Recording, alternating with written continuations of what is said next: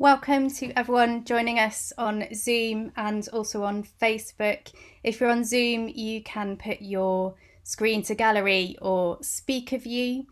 It's so lovely to see lots and lots of faces here with us this evening. And welcome to attendees from community Mikvah worldwide. It's wonderful to be part of a larger community. The Wellspring Project aims to build a centre for wellbeing in Barnet, North London. A welcoming, inclusive and non-judgmental space for all people of all genders, from all faiths of all denominations and people of non-religious beliefs. It will actively promote resilience building, taking a preventative as well as a therapeutic approach to good mental health. It will include rooms for talking and complementary therapies and immersion pools for the ritual of Mikveh, a wellbeing centre with Mikveh at its heart. For those of you that don't know me, I'm Emily Eastmond and I'm a Wellspring volunteer. And it's such an exciting project to be a part of. And I'm really, really thrilled to share this evening with you. Following our inspiring launch in January, tonight we will delve deeper into the positive impact Mikveh can have on our mental and physical well-being. I invite you to be part of the conversation by sending through any questions that you have throughout, and towards the end of the evening we will draw them all together. You can also comment on Facebook. If you're on Zoom, send your questions to Rachel, our director, and she's named as Wellspring Project Rachel. So please do be a part of the conversation in that way. This evening we will hear from Rabbi Neil Janes, Naomi Malka, director of the Adas Israel Community Mikveh in Washington, and James Sullivan, a Mikveh user. Thank you to all of our speakers for being with us this evening and to our Wellspring volunteers. We are also joined by Sophie Herxheimer. Sophie is a prolific, multidisciplinary artist and poet. Hopefully you just saw her giving you a wave. She has held multiple residencies, illustrated and written books, and created inspiring artistic installations. Sophie will accompany the conversation with live drawing, and we will take moments throughout the session to see what she is creating, and then we'll come to her at the end to see her creation inspired by the conversations we'll have. Thank you, Sophie, so much for joining us this evening. So our first speaker this evening is Rabbi Neil Janes, the rabbi of South Bucks Jewish community with expertise in social action and education, a leader in community development and change. Now I'm going to hand over to Rabbi Neil. Hi Emily, thanks so much, and it's lovely to see everybody here. And I wanted to open our evening with a bit of learning, and I want to start in probably a place in rabbinic texts that you might not expect me to start. Not because the traditional uses that you might know about of mikveh, of conversion and of menstruation are not right at the heart of the mikveh Wellspring project that we've got creating here, but because I want to generate a different type of conversation. I'm going to share with you a text that I teach actually to rabbinic students, because I think this is a wonderful text to set the ball rolling of thinking slightly differently about how we view mikveh. So this is a text from the Mishnah, from the section called Yomah. And in this section called Yomah, we're dealing with Yom Kippur and the high priest.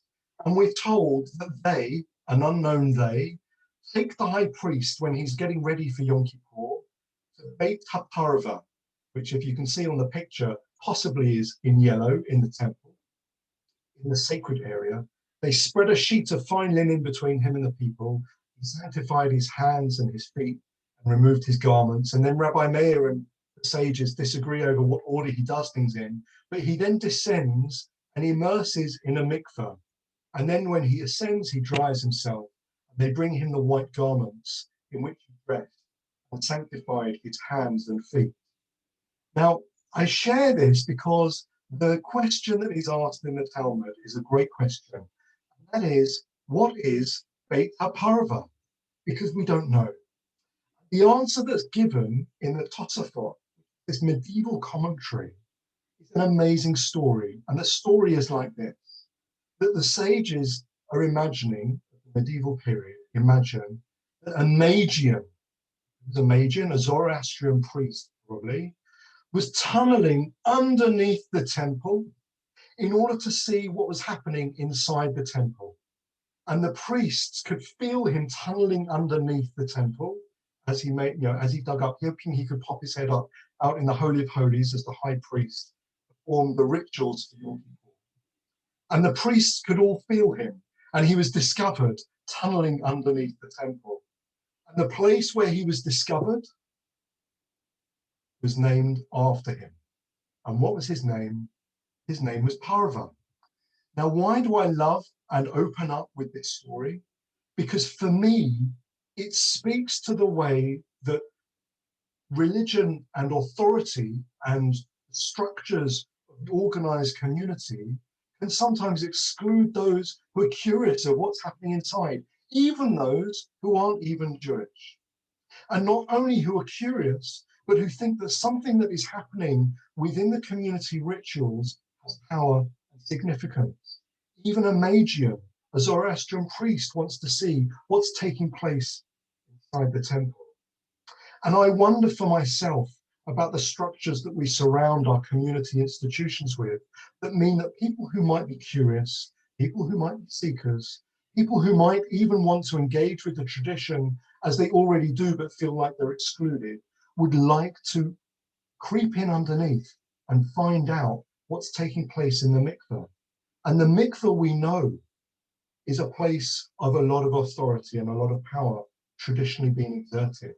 A place where women are excluded unless they're there for the right reason, and unless they're married already, or unless it's the day before their wedding. A place where conversion happens, probably the last bastion of the boundaries of our community exist.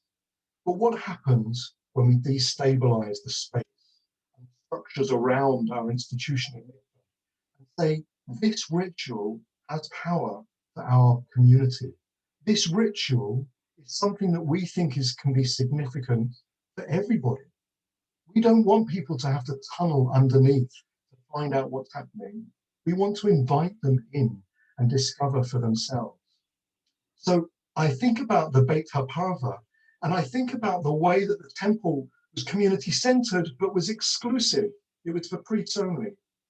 And the Wellspring Project is not going to be like that. The Wellspring Project is going to be community-centered and open to all.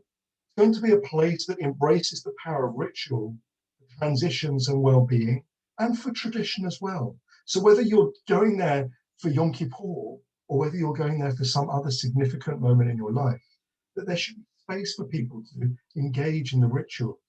Whether you're traditionally minded or you don't know what it means, but you just want to peek in and have a look.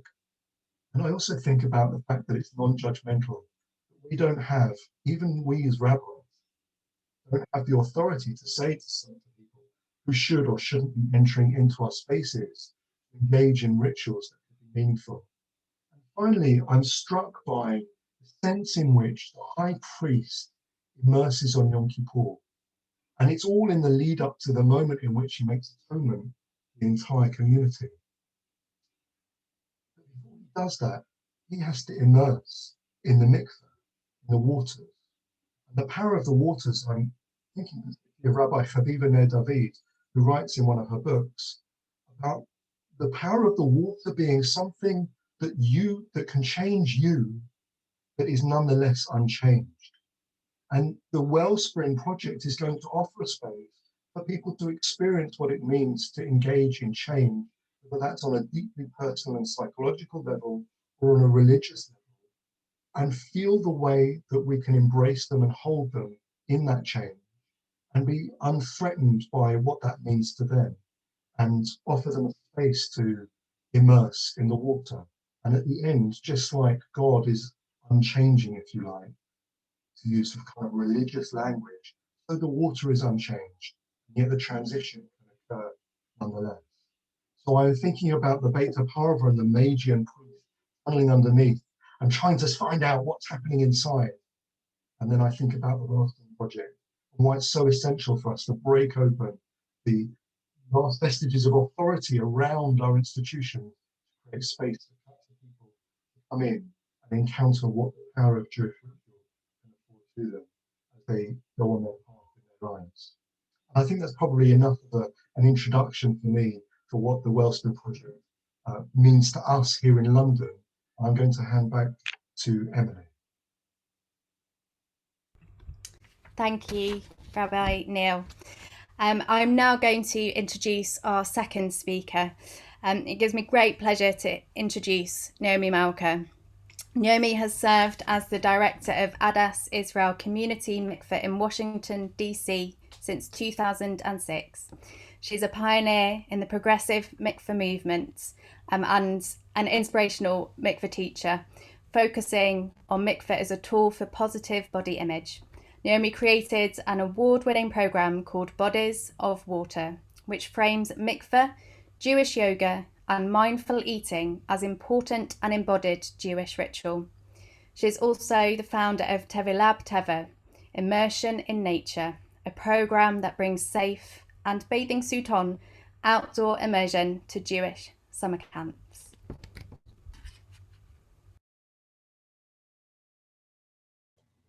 Thank you so much for inviting me to be a part of this, and congratulations to your community, Yasher Koach, on this beautiful initiative. I'm so proud to support you in this, and I can't wait to see where you are taking this. So this is really, mikveh is like one of my favorite things to talk about, so I'm going to do my best to be brief, but really I could talk about mikveh all day long. So to start with, I want to just explain how we define this mikveh as a community mikveh. It's located in an urban neighborhood of Washington, D.C., inside a conservative synagogue, what you might call a Masorti synagogue. This is a place where over 50 local clergy bring their conversion candidates for the final step into the Jewish people, and it is the only non-Orthodox mikveh within an 80-kilometer radius. So in normal times, which these are not, we welcome over 650 immersions a year, and we host educational programs for over 500 people a year. And then many of the participants in those programs later come back to immerse on their own. One thing that I love about your concept of a community mikveh is that it's going to be open to people of all faiths. So that is extremely progressive, and we're not quite there yet, but we have made a lot of progress towards allowing immersions by people of other faiths who either are or are becoming part of a Jewish family. But in general, we serve a very large geographical area, and we don't prescribe how rabbis or clergy should carry out their conversions or how individuals should immerse. And that is part of our definition of what makes this a community mikveh. But the message of the mikveh for everyone who comes and for everyone who learns about this that we try to share is that your body is holy. And whether you're thick or thin or light or dark, whether you're gay or straight or male or female or somewhere in between, regardless of your age, your status, your relationship status, your health, your wealth, your ability level, your body is holy. And that is the message that we really try to imbue in all of our programming and all of our communication. So I want to share some stories about why a community mikveh is so important, but I first wanted to tell you a bit about my story and how I came to be such a mikveh lover. So I grew up in a fairly secular Jewish home, and I actually never heard the word mikveh until I was about 18. After my first year of university, I accidentally spent a summer at a Chabad enclave in the Catskill Mountains. That's another story for another day. But there, a very old and a very sweet Rebbitzin, explained to me that there was this secret water ritual that married Jewish women did every month. She was pretty vague about it, but she made it clear that by doing this mikveh thing, a straight couple, presumably, would have better communication. They'd have male babies who would grow up to become Torah scholars. And most interesting to me, the couple would have better sex. So I just bookmarked that. I didn't really know what to make of it, but it was interesting to me. And I just kept it somewhere in the back of my mind. And I didn't get married for another 10 years after that summer. And honestly, I almost forgot about mikveh. But when my then fiance and I were having one of those kind of exciting / awkward / very naive conversations about which Jewish practices we would bring into our future home, we both had this equally vague notion that along with keeping Shabbat and keeping kosher to some degree, mikveh was also part of a Jewish marriage. And so we agreed that we would each go to the mikveh before our wedding. And then what started out on my half of it as a non-binding commitment to try this out and go every month, it eventually became a 20-year-long practice in my life. So after the first few years of being married and immersing on my monthly cycle, I realized that those promises made by the Chabad Rebbetzin were actually quite irrelevant to the way that I was experiencing it. When I began, I had this understanding of it as part of a traditional Jewish marriage and one that I was excited to explore. But what I found in it was this unexpected path to healing that had very little to do with marriage or babies or communication or with sex. We seem to have figured that one out on our own. So ever since I was 14, I've been dealing with an eating disorder and a pretty messed up body image. For years, I was bulimic, and I've struggled mightily to accept that this body is the external manifestation of my neshama, of my soul. It just doesn't always fit for me. I've been in therapy for it for ages, but the one thing that has helped me more than all of those therapy hours, more than all of the healing retreats and all the kind of rah body positivity messages that I surround myself with, is going to the mikveh. Somehow going to this very safe, very Jewish space once a month and immersing in water in a way that my ancestors may also have done has been very connective and very much a way to overcome these terrible battles that I otherwise wage with myself. And for many years, the time that I spent at the mikveh was the only time that I felt at peace with these issues. So in 2006, I was asked to run this mikveh. The person who had had it previously was ready to move on. She asked me if I was interested. I have a pretty good gut instinct for what's going to be interesting. And so I said yes. She showed me how to run this place, how to answer the phone, where to put the donations, how to fill up the faucet, the water, the keys, that kind of stuff. They transferred the mikveh phone number to my cell phone, and I waited for it to ring. I thought that the calls would be from a rabbi's assistant calling to schedule a conversion or a bride, maybe your groom or another monthly user like me. And then the phone rang, and it was a woman who said that she had just lost her son and her father in the same car accident. She said she was drowning in grief and she needed something to wash this away. And I realized at that moment that I had no idea what I was getting myself into. I honestly think it's taken the last 15 years for me to, fully unpack that conversation and everything that was said and unsaid in it. But what it did was it immediately opened the door for me to see other people were having very profound, very non-traditional experiences and connecting this to completely unexpected moments in their lives. Back in those years, the usage of our mikveh was really about 85% for conversions and then 15% for either other monthly users or other creative uses And this has all changed over time. And it took a long time. It took about 7 years to go through this culture change that normalizes the mikveh, and that it becomes something that people know about, they talk about, even if they don't use it for themselves, they still understand why somebody would want to. And that took a lot of time.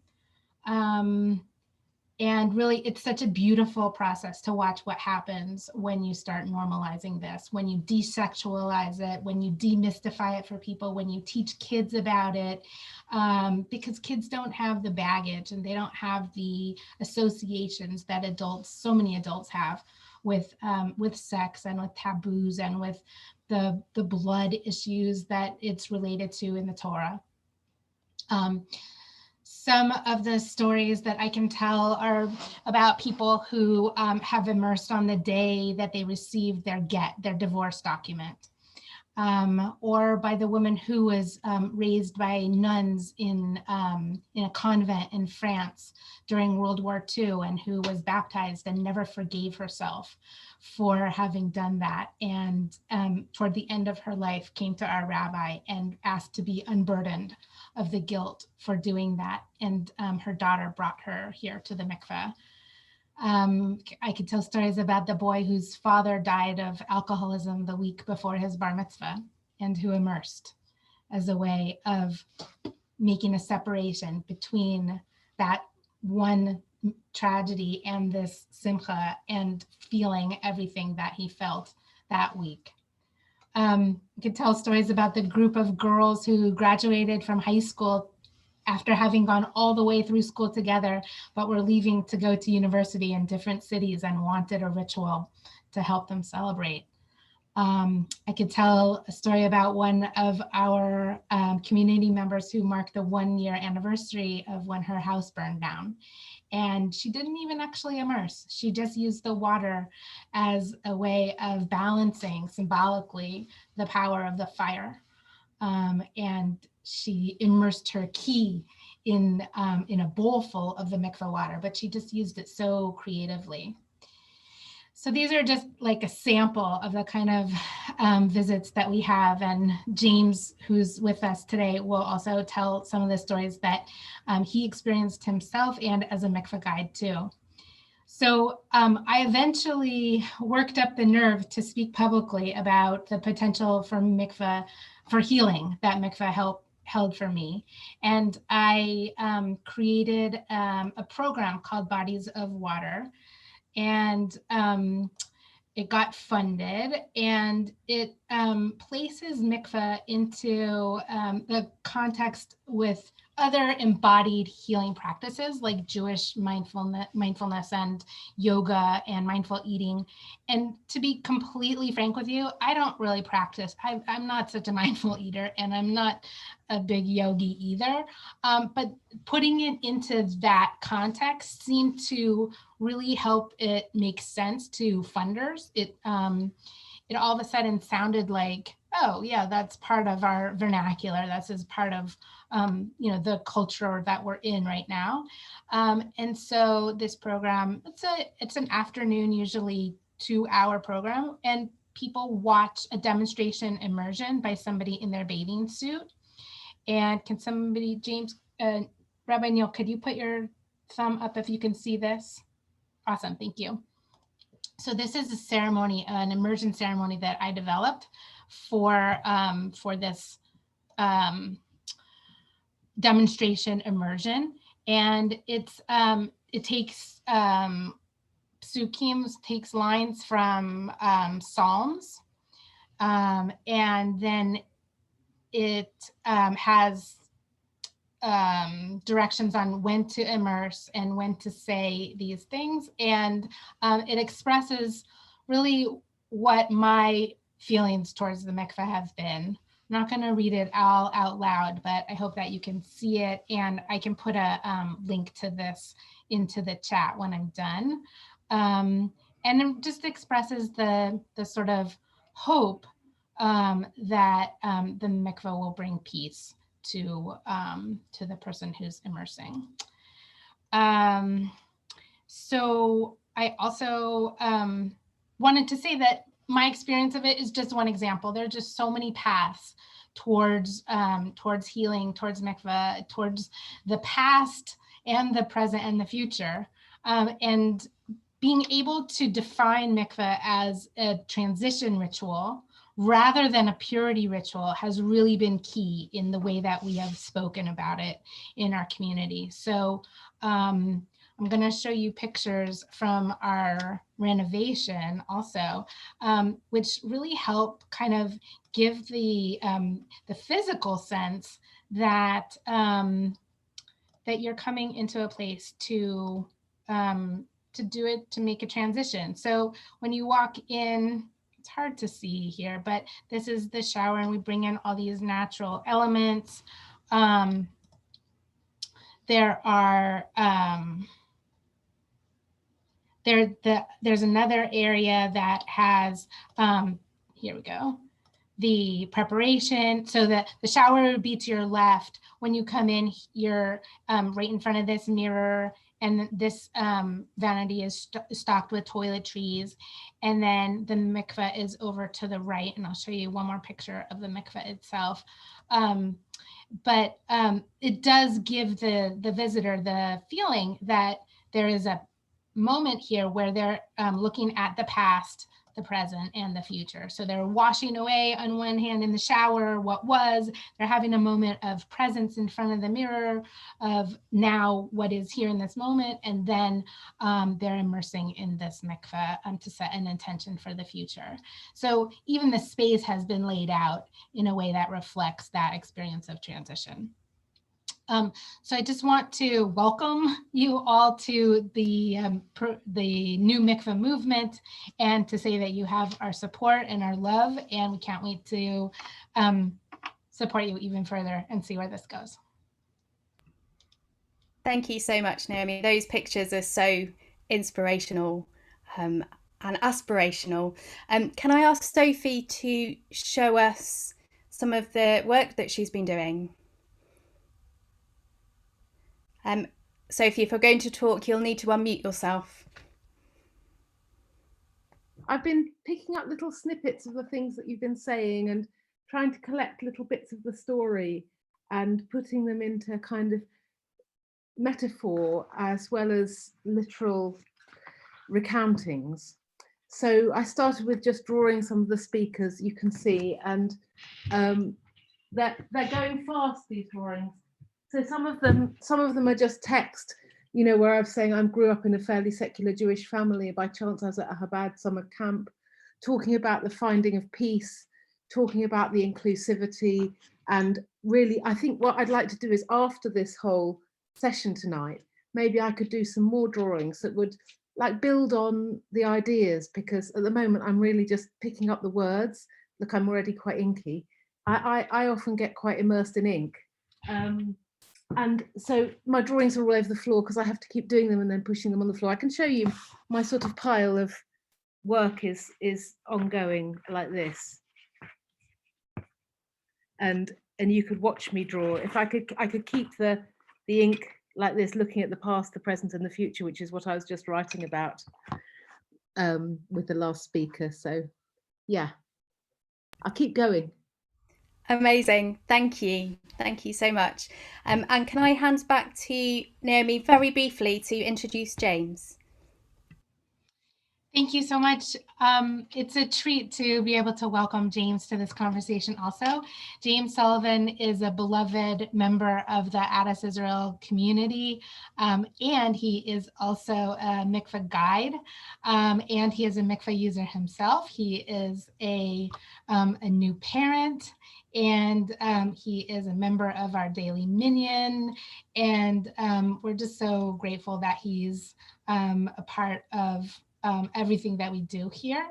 And he has a really unique perspective. So we're excited to hear from him. Wow, Naomi, thanks for that amazing introduction. I feel like I'm blushing now.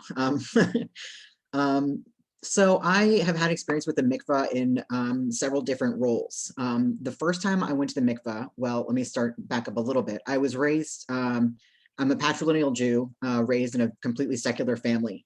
As I got into my late teens and early 20s, I really felt desperate for more of a connection to Judaism, and I just didn't know where to find it, how to find it. Later on in my life, my wife decided to go through a conversion, and I went through the conversion process with her. I felt to sort of dedicate myself more to Judaism and the experiences of being a Jew. So that was my first experience with the mikvah, and I had talked with Naomi about it, and she talked so much about it as a sort of healing ritual, and I thought of it as like a chance to really transform myself. And it really, I really identified with the feeling of this ritual that all my ancestors have in common, and it just felt like a really deep process. I also, as someone who is in recovery from addiction, have used the mikvah on recovery anniversaries to sort of feel like the cleansing and the healing of that, and to sort of mark transitions and milestones. Like Naomi said, I'm also a mikvah guide. I have mostly been the guide for people who are converting, which are always, it's always so much fun. They're the most joyous occasions. I remember I had one person whose whole family came from New Jersey to come for his mikveh immersion and then subsequent Torah blessings, and it was just such a beautiful occasion. I actually also had the opportunity one time to sit on a Beit Din, not a rabbi, but in some communities, respected community members can be on a Beit Din for someone's conversion, and a local Reform rabbi asked me to do that for someone. And I thought it was so great that our mikveh at Adas Israel was open to not just members of our own synagogue and community, but other Jewish communities in the area, to allow this Reform rabbi to come and do this conversion for a young lady that I got to be part of. Probably my favorite mikveh guide story was an older gentleman that came. Now, we don't ask necessarily people why they're coming to immerse. We feel that's very personal, and it's up to them if they want to tell us. But often they do tell us. And so this gentleman, as we were getting ready and I was sort of showing him around, he told me he'd actually just gotten out of a long stint in prison. And he felt that he was struggling to be as Jewish as he wanted to be while he was in. And as he came out, he wanted to get in the mikveh to, as a sort of, like, to re-enter his real life, and rededicate himself to Judaism. And it was a really beautiful, moving situation. I gave him the laminated prayer sheets that we have for people when they immerse. And he went in and did that. And then he just stayed in the mikveh and sang to himself in Hebrew for quite a while afterwards. And I remember sitting in the waiting room and just crying, and it's such a beautiful thing. I think it's so great that we have this open community mikveh for people for all walks of life, for all kinds of situations that want to come and immerse, for healing, for monthly rituals, because as Jews, like, we have a lot of ritual and a lot of life cycle experiences through as Jews. And this is something great to mark those opportunities. I think it's great that you guys are starting this as well. I realized today, talking to my wife about this, that not everybody has the access to an open, accepting community mikveh to use for different purposes. We're very lucky to have that, and as are you. And yes, thanks for having me today. I'm honored to be able to talk about my experiences with the mikveh. And thanks to Naomi for being such an amazing teacher. It's great to listen to her talk. She always has so much to say, and so I've learned so much from her, and it's been a great experience. So thank you. Thank you so much, James. I'm going to ask Naomi and Rabbi Neil to come back into the conversation with James and talk to each other. Thank you. I mean, I suppose I'm going to start just by acknowledging both hearing what you've both had to say. It was very powerful and very moving. Thank you for being so honest and open with us this evening, because we don't often get an insight into what's driving people to go to the mikveh, because it's such a personal journey that very often people go on. So thank you for being just so unbelievably open. I wondered what happens maybe this partly to Naomi, I wonder what happened to, you think, was there a shift in the culture that you suddenly went, the culture's changed, or was it gradual, and what things were happening to make that occur? It's a good question, and I wouldn't say that there was one, no pun intended, watershed moment. I think it was a gradual trickle. I think things that really helped the change take place were when the rabbis began to talk about it from the Bima. That hadn't happened before. When we started doing more tours and incorporating that demonstration immersion of somebody in their bathing suit so people could actually see what it's like. When we started recruiting mikveh guides, the guides themselves became our ambassadors and started telling the story of the mikveh in their own words, kind of like James just did. And that is so valuable. And that took a lot of the burden off of me also, because I wasn't the only one saying, hey, this is amazing, this is so cool. It was now, a lot of other people who had kind of bought into it and were able to translate it. And you guys have already checked this box, but I have to say that one thing that made a big difference for us was when we got a web page and we got a logo, and when we got some communications materials, and we have this really cool booklet. Like, all those things made the mikveh real, even though a lot of them were virtual, digital. Like, that suddenly just brought it to life for people. So it took a long time. I would say it took about 7 years, which to me, it feels like a sort of biblically appropriate amount of time. But it was 7 years before I stopped feeling like I was swimming upstream. Another pun, sorry. The metaphors are, the metaphors are exactly what I think Mikveh is about. It's like a toolkit that you can expand to really meet people wherever they are in very, very creative ways that just is so remarkable. I found, especially listening to your stories, keys in the water, or the kind of transition out of a prison sentence. James, I was thinking about that kind of moment where you went to the mikveh on the anniversary of your not drinking, Right. And I'm kind of really curious because Naomi, you presented this beautiful liturgy that you created. Did you have liturgy? Did you have a ritual?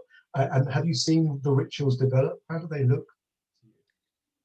I did not have a particular ritual in mind for that. I just sort of went into it with a personal intention and kavanah about what I wanted to feel going into that.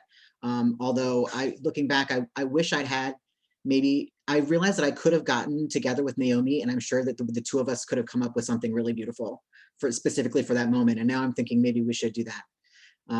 But I think that in having someone having someone like Naomi as a working in a mikveh, you can really get people using the mikveh to come and put together rituals and come up with new rituals, new things to go through, new kinds of pulling from the liturgy what feels right. Yeah. Kind of a sneaky plug as well, because next week there's another session, right?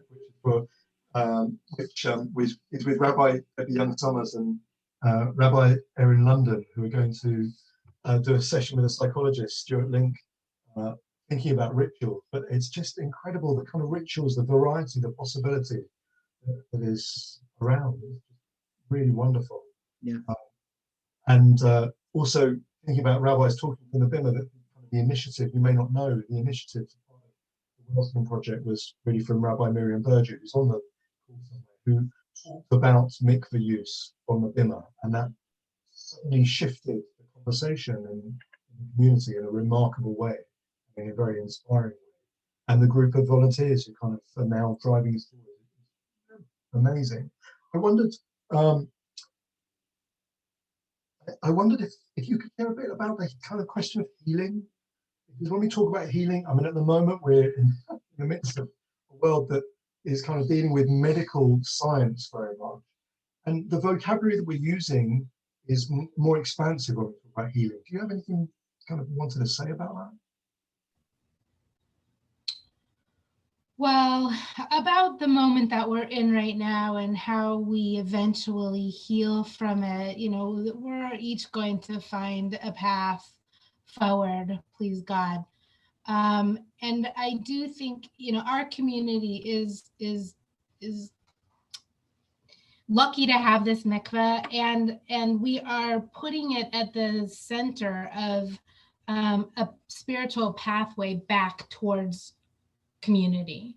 And in fact, immersing in water is one of the mechanisms that is described in Sefer Vayikra, in the book of Leviticus, for how to re-enter the sacred spaces after having an illness or having come in contact with things that would threaten the health of the community. And so we are designing new liturgy and even new talitot, new textiles, which also may be a new mikveh towel. But we are putting the mikveh, and it could also be like a home-based water ritual. It doesn't have to be actual immersion in our actual mikveh. But that is kind of at the center of what we're thinking about for the coming year. Of course, you know, when we talk about healing in the mikveh, we don't want to ever give the impression that it's magical, right? That it's going to remove any illness or bad luck or anything like that. I think it's important to say that.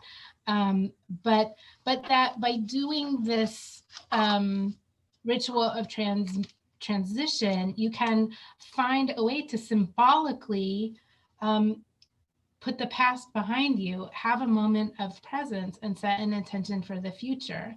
And even more powerful than doing that one time is doing that regularly.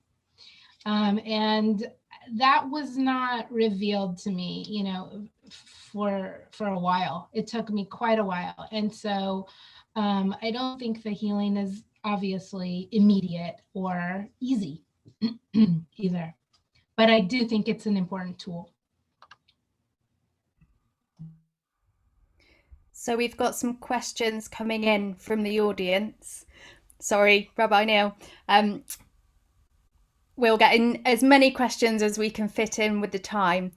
So one of the questions, actually, I think Naomi's just addressed. How would you tread the line of helping people see the mikveh as a place of hope, tikvah, without giving it a magical, healing, hocus pocus, false hope label? I'm just going to put that question out there because I think it has been touched upon. If you want to come back to it, please do. And I'll give you another question. We've heard several examples of the circumstances that lead people to the mikveh. Could we please hear an example of how people use the mikveh that way, and also what, if any, would be the guide's role in that?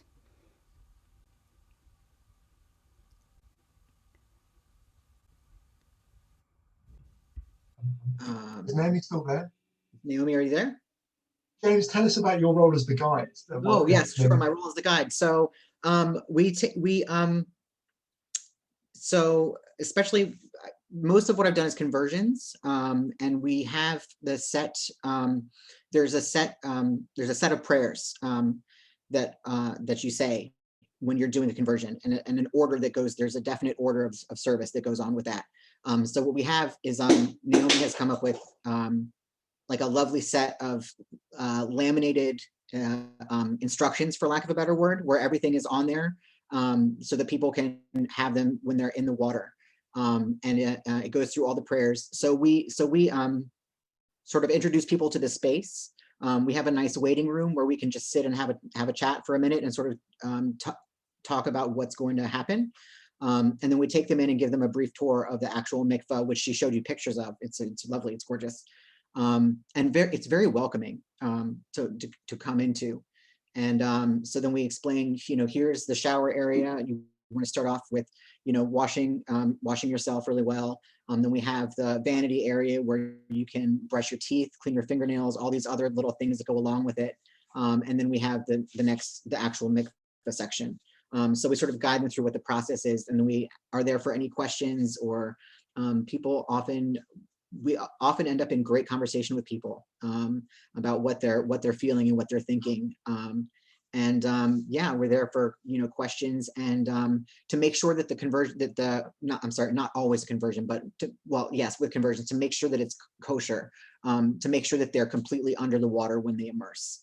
So that's an important function of the mikveh guide as well. In fact, because we all hear about the traditional mikveh attendant as opposed to the mikveh guide, which is a different language.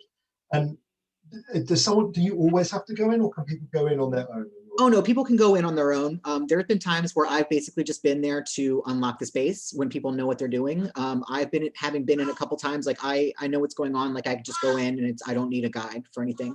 So we have, when people ask to use the mikveh, they can also request a guide or just say they want to go in on their own. So, because yes, not everything needs, only conversion, I think, is the only thing that really needs a guide to witness for that. So. Were there other questions? Yes, we do have more questions. So we've got a question about the atmosphere and aesthetic of the mikveh. Can beautiful surroundings help us connect with the ritual in a more meaningful way? So comparing that to the opposite scenario of having to really work hard to imagine yourself in a very unbeautiful mikveh. So the importance of atmosphere and aesthetics. I think what's really nice at the Addis Mikveh is that it's, like I said, it's a really beautiful space, and you saw photos of it. It's extremely welcoming, very calming. They have it's cool, the light in there, you can change the color of the lighting, whatever to make it feel more comfortable and just inviting to yourself. And I think it really helps to have, there's a lot of natural elements. Sorry, I have a baby in the room. There's a lot of natural elements to our mikveh. There's a lot of stone and things evocative of grass and water in the design of the space. And I think that it's really helpful to sort of set the tone. I feel that I don't feel like it's necessary. I think that you could come up with a mikveh setting and with pretty much anything. But I think it's really nice that ours is a really nice space, a really welcoming space. So. One thing you shouldn't have to do, I think even when we're in real life, you shouldn't have to apologize for having a baby in the room, but yeah, especially on Zoom, because the thing is, you pick up when a space is created intentionally for a purpose, it changes your entire experience. As psychologists, we know that whether it's the experience of eating in a restaurant, or the experience of going to hospital, or the experience of doing something religiously, we know how valuable the space is to guide and create the right kind of experience. Right. So seeing the pictures there, you wouldn't know, but in London, the mikveh that we have available to us at the moment doesn't even compare. So we really feel like this, as I think Emily said, aspirational sense of what we might be able to create, or what we're going to create in those pictures. Really thinking carefully about the value of the space. So there's been a lot of talk about creativity. Can we talk about actually how the creative uses, how that actually comes about, how that happens? I know we've got our workshop next week, so if there's something practical that you could add to the discussions, we're talking a lot about being creative without not necessarily giving examples. I really thought it was great hearing Naomi's story of the person who brought their key to put in the water after the house fire. I think that's a really beautiful example of it. I haven't been a mikveh guide for all that long. Unfortunately, I started sort of just before COVID, so I haven't had that many experiences with really creative mikveh use yet. But I think the opportunities are endless. Hi, I'm back. Naomi, you're back. Great. I don't know what happened. I'm really sorry about that. Did you hear the question? No, I didn't. I heard James give a really good answer, but I don't know Yeah, what the no, it was a question was. brilliant answer.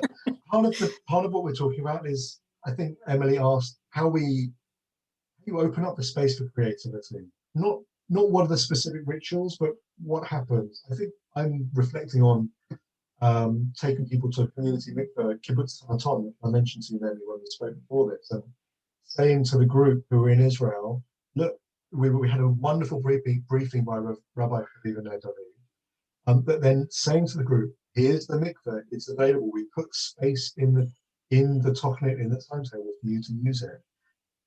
However you want to encounter it, now's the time to encounter it. And suddenly people, everybody, but people suddenly said, oh, I've got something that maybe they didn't even tell us what it was. People can tell there's someone with ill health or someone retiring, or all sorts of things came to mind. I wonder if that's your experience now.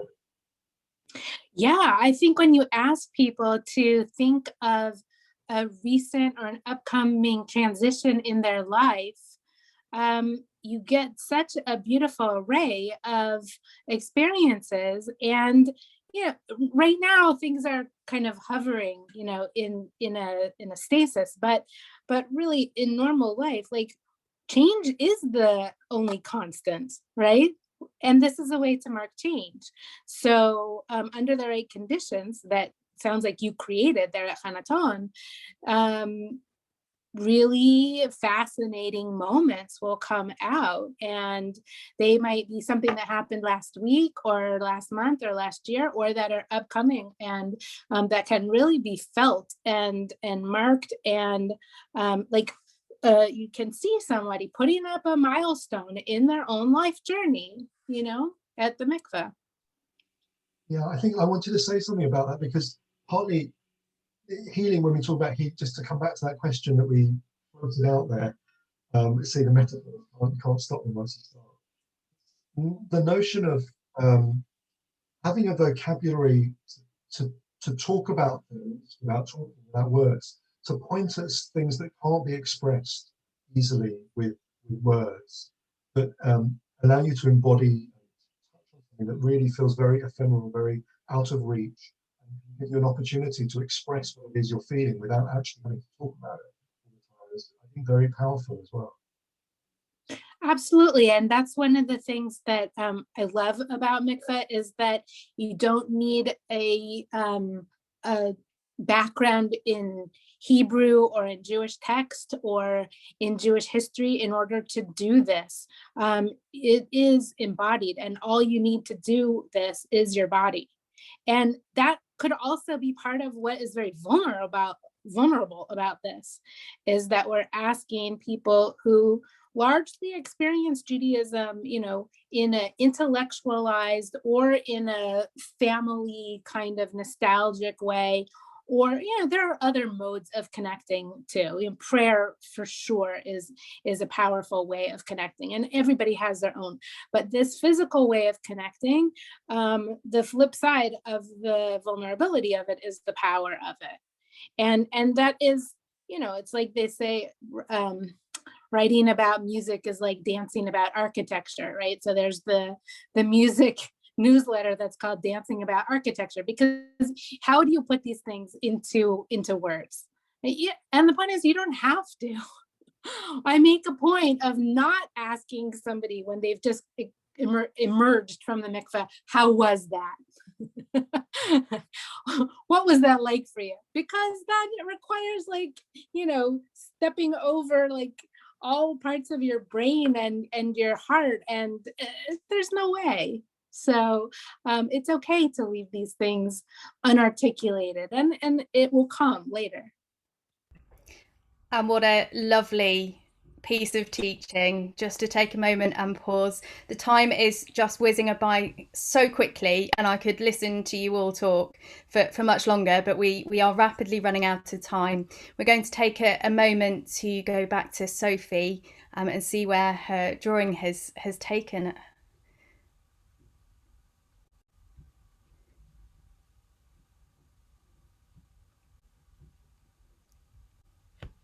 And I don't know if Sophie wants to say anything before we finish. I'm sorry, I was muted again. It was my own fault. Can you hear me? Yeah? Yeah. Good. Okay, so I was noting down a lot of the jewels of wisdom that were being spoken about, and I really loved, Naomi, what you just said about the kind of process of immersion and the beyond languageness of it. Of course, because I'm always using language and I'm trying to hear and listen and think about the poetry of the moment. I love the idea that there's a sort of poem in every immersion and in every reason for every immersion. And so the stories that I've relished, such as the stories of grief and the stories of change and transition and owning those moments, I find those very moving. And I think that it's quite a generous idea that you could be in this water and the water will do it for you. You don't have to do anything. The water will do it. So I've made a lot of drawings of a kind of, which have the words, and the words could maybe flow a bit like water, and maybe there's a way of immersing ourselves in the words as water. And I've just drawn little pictures of little conversations and connections, some of the motifs that have come up, like the key in the burning house, the ideas from Leviticus, and what James was saying. There's James, and there's what else did I get there? Lots of things, really. Oh yes, the gentleman who was talking about his stint in prison, and that was a very touching story about him singing the Hebrew to himself. And so I think that when I've made, more notes and more drawings, and maybe there's a way of transforming some of what I've heard into kind of watery poems that could somehow decorate the mikveh, because I want to give all these drawings to you to put up there if you want to, and to be that, I was asked to make the drawings as squares so that they'd be maybe a little bit like tiles. And if we could sort of find a way to make a display of all these different drawings and voices and put them behind glass or somewhere safe and impermeable, we won't have to immerse them, although I do love immersing paper in water and drawing into it, like I did with the, you can see where the water has affected the ink in that drawing. Yeah, and it's been really interesting to me because I've grown up in a very secular Jewish home. I've got no idea what you're talking about. And yet I felt welcome to the conversation, and I felt interested and connected to what you're talking about. And that in itself is great. So thank you so much for introducing me to the topic and inviting me to kind of make documentation of it. And thank you so much for being a part of it. I really look forward to seeing where you go next with that.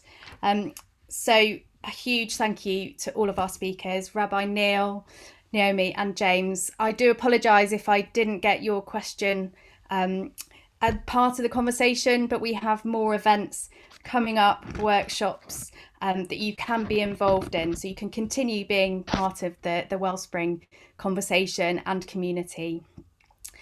Thank you to our amazing group of volunteers for all the time and effort that you give to Wellspring. Please visit our website, www.wellspringprojectuk.org. If you've not done so, you can sign up to be a part of the project, to be a drop in our Wellspring by telling us who you are and the fact that you want to be associated with the project. That's all you have to do. We are committed to providing all of our events this year for free. If you would like to donate, please go to our website. We really do appreciate the small donations as well as the large ones. So please, if you are able, please do consider donating. So we have mentioned a few times that we have a workshop next Monday, the 1st of March at 8 p.m. with Rabbi Debbie Young-Summers, Rabbi Erin London and consultant psychologist Stuart Link. And it is a workshop that will give you the tools to create your own ritual that's meaningful for you. So you may want to think about a ritual, a reason for a ritual to mark a transition or an event in your life, and you can see the flyer there. Please do join us next Monday. thank you again so much to Rabbi Neil, Naomi and James. Such a fascinating conversation to be a part of. And thank you so much to all of you for being here and being a part of it. Good night.